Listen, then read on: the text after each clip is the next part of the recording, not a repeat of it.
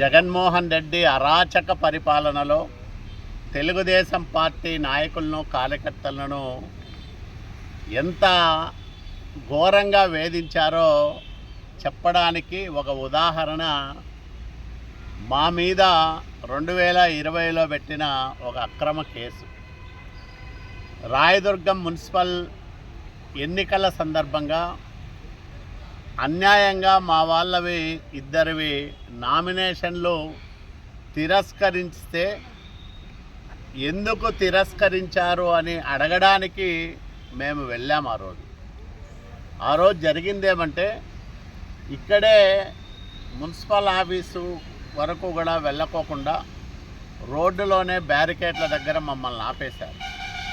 ఈ విషయాన్ని జిల్లా ఎన్నికల పరిశీలకులుగా ఉన్న ఐఏఎస్ ఆఫీసర్ గారికి చెప్తే, ఆయన కమిషనర్ గారికి చెప్తే, వాళ్లకు సహేతుకమైన కారణాలు చెప్పాలి కదా మీరంటే, కమిషనర్ గారే మమ్మల్ని ఇక్కడి నుంచి మున్సిపల్ ఆఫీస్కి తోడ్కొని వెళ్ళారు. మేము 5 మంది మాత్రమే వెళ్ళాం.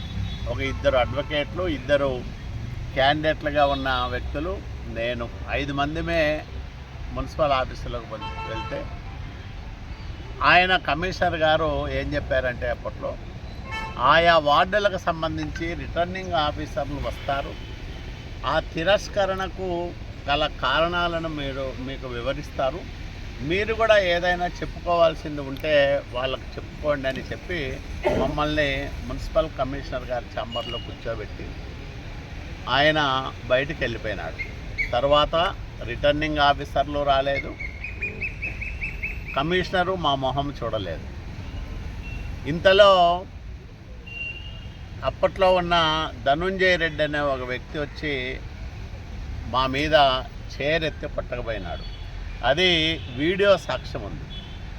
మేము దాదాపు గంట, అర్ధగంట, 3/4 గంట సేపు తర్వాత సిఐ వచ్చి, ఇక్కడ ఎవరు రారు, మీరు ఇక్కడ ఉంటే శాంతి భద్రతల సమస్య వస్తుంది, కాబట్టి మీరు ఇక్కడి నుంచి వెళ్ళిపోమని చెప్తే, మేము బయటకు వస్తా అంటే దాదాపు 80 మంది నుంచి 100 మంది వరకు వైసీపీ నాయకులు, కార్యకర్తలందరూ కూడా నా మీద దాడి చేయడానికి ప్రయత్నం చేశారు. అంటే న్యాయం అడగడానికి వెళ్ళిన నా మీద దాడి చేయడానికి వైసీపీ నాయకులు ప్రయత్నం చేస్తే జరిగిన సంఘటన ఇది.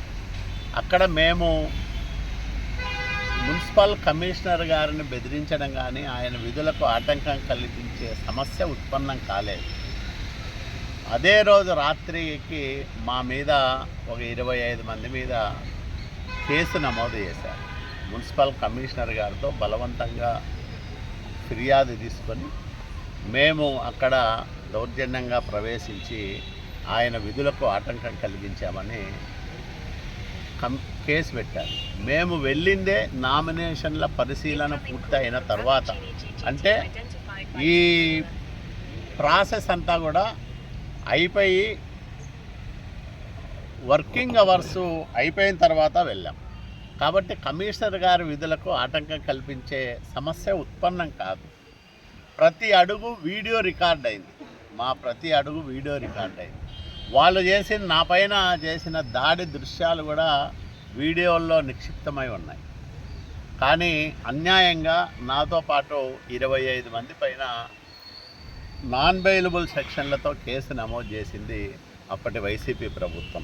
సెక్షన్లు 353, 506, రెడ్ విత్ 341 PC కింద నాన్ బెయిలబుల్ సెక్షన్లు పెట్టి మమ్మల్ని, అంటే నన్ను మున్సిపల్ ఎన్నికల్లో పాల్గొనకోకుండా రాయదుర్గం నుంచినే పంపించే కుట్రలకు తెరలేపారు అప్పట్లో వైసీపీ నాయకులు. కానీ ధైర్యంగా నిలబడ్డాం. అన్ని వార్డుల్లోనూ నామినేషన్లు వేసాం, అభ్యర్థులను పెట్టుకున్నాం, ఎలక్షన్లు ఫేస్ చేశాం. అయితే ప్రజాస్వామ్యాన్ని కాపాడుకోవడానికి మేము ఆ రోజు ఎంతగా పోరాడాల్సి వచ్చిందో అందరూ కల్లారా చూశారు. ఇట్లాంటి 22 కేసులు పెట్టింది వైసీపీ ప్రభుత్వం అప్పట్లో 2019-24 మధ్యలో నా మీద.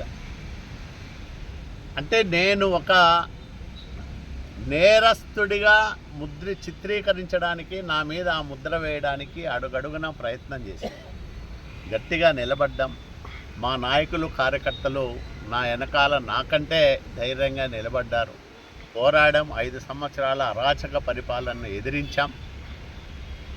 ప్రతి అడుగులోనూ నిర్బంధాలు అట్లాగే వేధింపులు ఎదుర్కొన్నాం. చివరికి 2024 ఎన్నికల్లో రికార్డు మెజార్టీతో రాయదుర్గం నియోజకవర్గంలో రాయదుర్గం కోట పైన తెలుగుదేశం పార్టీ జెండాను ఎగరేశాం. అది తెలుగుదేశం పార్టీ నాయకులకు కార్యకర్తలకు ఉన్న ఆత్మస్థైర్యం.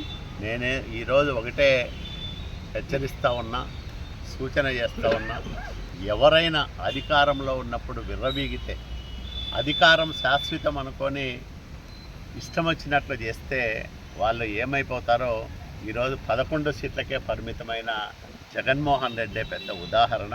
కాబట్టి ప్రజాస్వామ్యంలో ప్రజలు ఏ రకంగా చూస్తారు నాయకులను, అట్లాగే పార్టీ వ్యవహారాలను అనేదానికి 19-24 మధ్యలో వైసీపీ అరాచక పరిపాలన, నియంతృత్వ విధానాలు, అప్రజాస్వామిక పద్ధతులు ఇవన్నీ చూసిన తర్వాతనే చంద్రబాబు నాయుడు గారి నాయకత్వంలోని కూటమి ప్రభుత్వాన్ని పెద్ద ఎత్తున మునుపెన్నడూ ఎరగని రీతిలో ఆశీర్వదించి అధికారాన్ని అప్పజెప్పారు. అంతే బాధ్యతతో 2 సంవత్సరాలుగా మేము పరిపాలన చేస్తూ ఉన్నాం, ప్రజాసేవ చేస్తూ ఉన్నాం.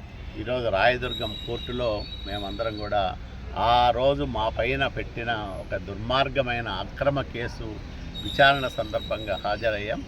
న్యాయస్థానాలపైన మాకు నమ్మకం ఉంది. ఖచ్చితంగా మాకందరికీ న్యాయం జరుగుతుందనే విశ్వాసం ఉంది. మేము న్యాయం కోసం, ధర్మం కోసం, ప్రజాస్వామ్య పరిరక్షణ కోసం ఎవడినైనా ఎదిరిస్తాం, ఎంత దూరమైనా పోతామని సందర్భంగా మనవి చేస్తూ ఉన్నాం.